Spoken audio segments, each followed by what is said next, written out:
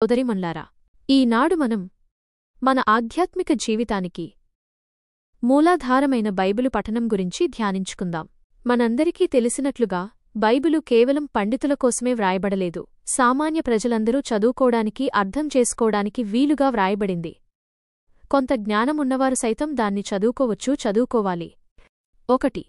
హృదయ పరివర్తన కోసం బైబిలును మనం కేవలం విజ్ఞానాన్ని ఆర్జించటం కోసం కాక, ముఖ్యంగా హృదయాన్ని మార్చుకోవడం కోసం, అంటే హృదయ పరివర్తనం కోసం చదవాలి. ఈ దివ్యగ్రంథాన్ని చదివి ప్రార్థన చేసి మన హృదయాన్ని మార్చుకోవడమే ప్రధానం. దేవుని సంభాషణ. మన పరలోక తండ్రి బైబిలు గ్రంథం ద్వారా మనతో ఒక తండ్రిలా సంభాషిస్తాడు. అందుకే మనం ఆ వాక్యాలను మన సొంత తండ్రి ప్రేమతో పలికిన మాటల్లా స్వీకరించాలి. భక్తుడైన క్రిసోస్తమన్నట్లు, బైబిలు అంటే పరలోకంలోని తండ్రి ఈ భూలోకంలో ప్రవాసంలో ఉన్న తన బిడ్డలకు అనురాగంతో వ్రాసిన లేఖ వంటిది. క్రీస్తు సన్నిధి. బైబిలు గ్రంథం ఒక మనుష్యావతారం లాంటిది. మనం దాన్ని పఠించినప్పుడల్లా క్రీస్తు మన మధ్యలోకి, మన హృదయంలోనికి వేంచేస్తాడు. బైబిలు పఠనం వల్ల కలిగే ఫలితాలు. బైబిలు పఠనం వల్ల మన జీవితంలో ఎంతో మేలు కలుగుతుంది. దేవుడు మనతో సంభాషిస్తాడు. మనం ప్రార్థన చేసినప్పుడు దేవునితో మాట్లాడతాం, కాని బైబిలు చదివినప్పుడు ఆ ప్రభువే మనతో సంభాషిస్తాడు. దేవుని సందేశాన్ని ఆలకించడం గొప్ప ఓదార్పుని, ధైర్యాన్ని ఇస్తుంది. కీర్తనల గ్రంథం 23వ అధ్యాయం 4వ వాక్యంలో ఉన్నట్లు, గాఢాంధకారపు లోయగుండా పయనిస్తున్నా నేనే అపాయానికి జంకను, నీవు నాకు తోడైయుంటావు అనే వాక్యం ప్రపంచంలోని పుస్తకాలన్నిటికంటే ఎక్కువ ఓదార్పునిస్తుందని ఒక జర్మన్ తాత్వికుడు చెప్పుకున్నాడు. మంచి శీలం అలవడుతుంది. దివ్యవాక్యాన్ని చదవడం వల్ల మనలోని దుష్టబుద్ధి నశించి వినయం, ప్రేమ, న్యాయబుద్ధి వంటి సద్గుణాలు అలవడతాయి. ఉదాహరణకు, పాపజీవితాన్ని గడుపుతున్న అగస్టిను భక్తుడు రోమీయులకు వ్రాసిన పత్రిక 13వ అధ్యాయం 12 నుండి 14వ వాక్యాలు చదివి హృదయ పరివర్తనం చెందాడు. మనం క్రీస్తును నేర్చుకుంటాం. క్రీస్తును తెలిసికొని, ప్రేమించి ఆయన అడుగుజాడల్లో నడవడమే క్రైస్తవ జీవితం. ఆ ప్రభువును తెలుసుకోవడానికి ప్రధాన మార్గం బైబిలే. అందుకే భక్తుడైన జెరోము అన్నట్లు, బైబిలు తెలియని వాళ్లకు క్రీస్తంటే ఏమిటో తెలియదు. 3.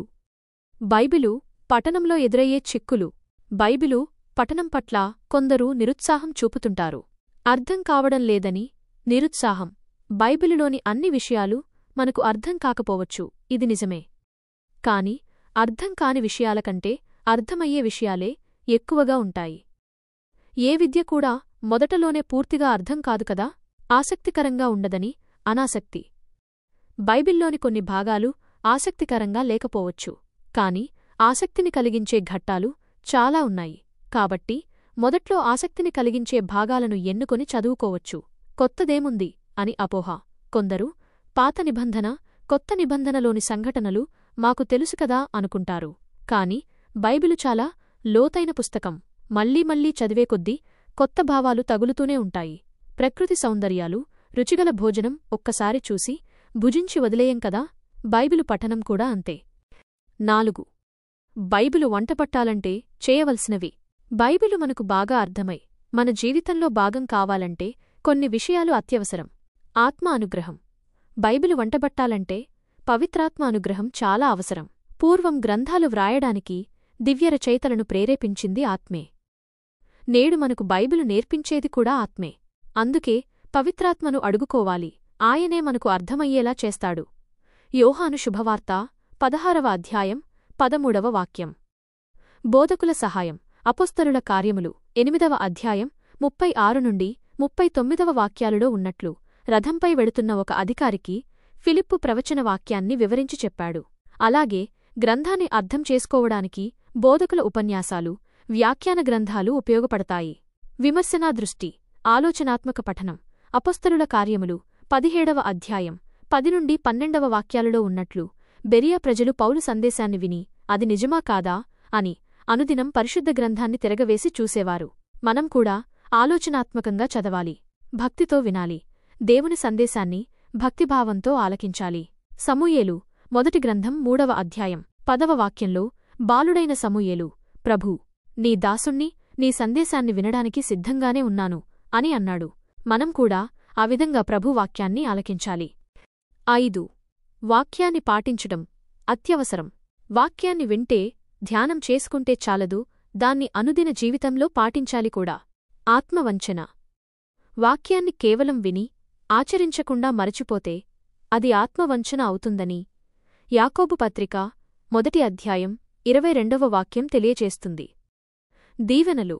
విన్నదాన్ని జీవితంలో పాటిస్తేనే దేవుని దీవెనలు పొందుతాం.